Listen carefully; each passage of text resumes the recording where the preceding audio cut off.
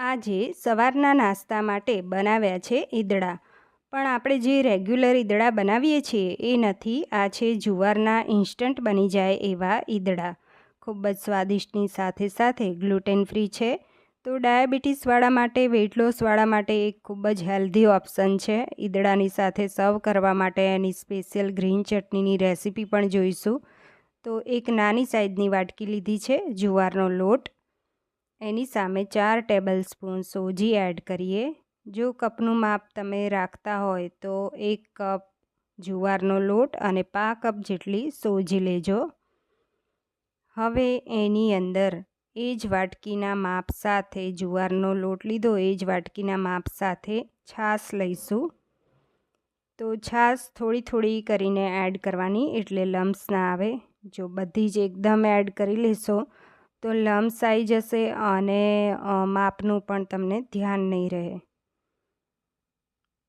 તો અહીંયા થોડી બીજી છાશ એડ કરી લઈએ.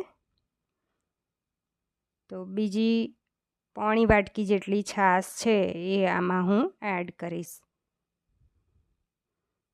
તો થોડી થોડી કરીને એડ કરવાની. બેટર અહીંયા વધારે પાતળું ના હોવું જોઈએ, આવું મીડિયમ એવું રાખવાનું છે. તો પોણી વાટકી છે એમાં થોડી છાશ મેં મૂકી દીધી અને ઢાંકીને 5 મિનિટ રેસ્ટ આપવાનો છે. સાઈડમાં સ્ટીમરમાં પાણી ગરમ કરવા માટે મૂકી દેવાનું છે. ખલની અંદર લીલું મરચું મોટી સાઈઝનું સમારીને, ટુકડો આદું છોલીને કટકા કરીને વાટી લેવાનું છે. તો અહીંયા સરસ વટાઈ જાય એટલે આગળની પ્રોસિજર જોઈ લઈએ. જો અહીંયા બેટર સરસ એકદમ પલળી ગયું છે. 5 મિનિટમાં સોજી સરસ પલળી જાય છે. એની અંદર આદુ મરચાંની પેસ્ટ નાખી સ્વાદ મુજબ મીઠું નાખવાનું છે. તો મેં પોણી ટીસ્પૂન જેટલું મીઠું નાખ્યું છે. મિક્સ કરી લેવાનું છે. હવે જે છાશ આપણે બચી હતી એ આમાં થોડી એડ કરી લઈએ. તો બેટર આવું મીડિયમ એવું રાખવાનું છે. જો આ રીતનું, વધારે પાતળું ના થઈ જવું જોઈએ. અને આ બાજુ સરસ પાણી ગરમ થઈ ગયું અને આ બાજુ પ્લેટમાં ઓઇલથી ગ્રીસ કરી લેવાની પ્લેટને. અને સાઈડમાં પાણી સરસ ગરમ થયેલું હોવું જોઈએ.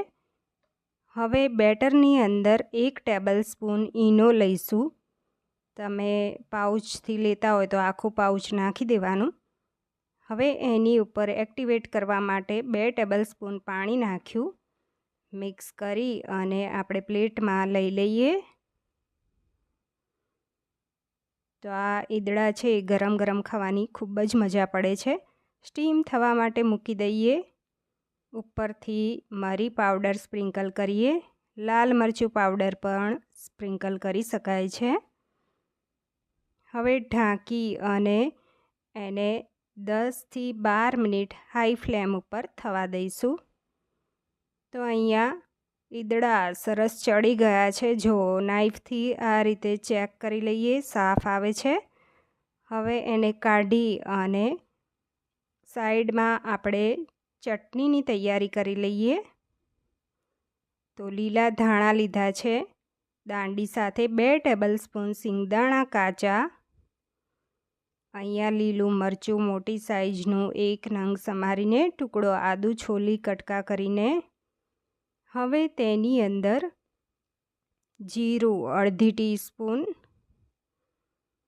તો આખું જીરું અડધી ટીસ્પૂન નાખ્યું. સ્વાદ મુજબ મીઠું નાખીએ તો મેં અડધી ટીસ્પૂન મીઠું, અડધી ટીસ્પૂન સિંધવ નમક અને અડધી ટીસ્પૂન ચાટ મસાલો,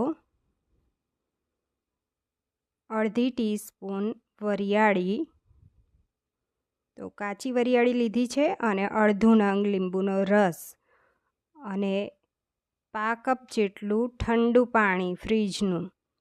ઢાંકણ ઢાંકી અને ચટણી તૈયાર કરી લીધી છે. તો સરસ ગ્રાઇન્ડ કરી અને જો ચટણી એકદમ ટેસ્ટી બને છે. આ માપ સાથે તમે બનાવશો તો. ચટણીને કાઢી લઈએ બાઉલમાં. અને ઈદડા, હવે ઈદડા ઉપર આપણે તેલ લગાવી લેવાનું છે, સિંગ તેલ. તો ઉપર આ રીતે લગાવી અને કટ મૂકી લઈએ. તો અહીંયા સ્ક્વેરમાં હું કટ કરી રહી છું. જો એકદમ ફાઇન એવા ઈદડા તૈયાર થઈ ગયા છે. ગરમા ગરમ ખાવાની ખૂબ જ મજા પડે એવા. તો ઈદડાની રેસીપી ગમી હોય તો વિડીયોને લાઈક કરજો અને મારી ચેનલને સબસ્ક્રાઈબ કરજો. દોસ્તોમાં જરૂર શેર કરતા રહેજો અને કમેન્ટ્સ